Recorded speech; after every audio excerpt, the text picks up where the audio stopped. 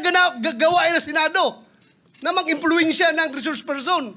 Never pa nangyari yan na mayroong pumunta doon sa baba, tinakot yung nakakulong, cited in contempt na resource person. Gawain nila yan sa House of Representatives. Ginawa nila kay Colonel Grijaldo.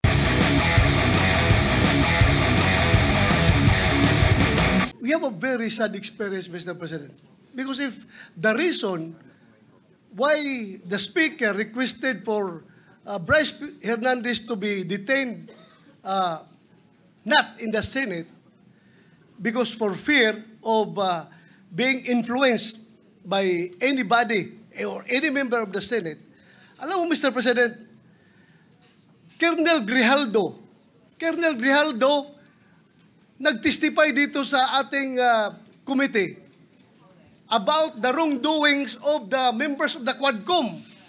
Nagsumbong siya dito, Mr. President. And after he read his statement, sabi niya sa amin, Sir, can I be protected by the Senate? Dahil alam kong pinag-initan ako ngayon ng House. So, I share the information to the committee and even to the leadership of the Senate. But the following day, or the days after, he was required to appear before the Quadcom and he was cited in contempt.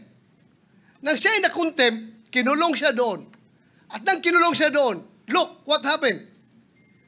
Binubombard siya doon, pinupuntahan siya doon at sinasabihan na huwag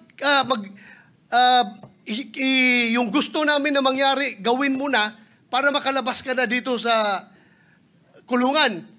Hindi nag-give in si Colonel Grijaldo. Kinulong siya hanggang natapos ang 19th Congress.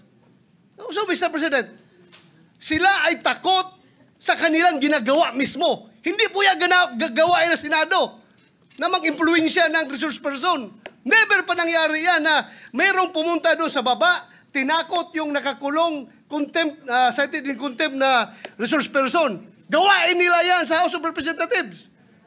Ginawa nila kay Colonel Grijaldo. Kaya huwag tayong basta-basta bumigay sa kanila dahil we should be independent from them, Mr. President. Hindi natin sila dapat sundin kung anong kagustuhan nila. We have to stand on our own. Thank you, Mr. President.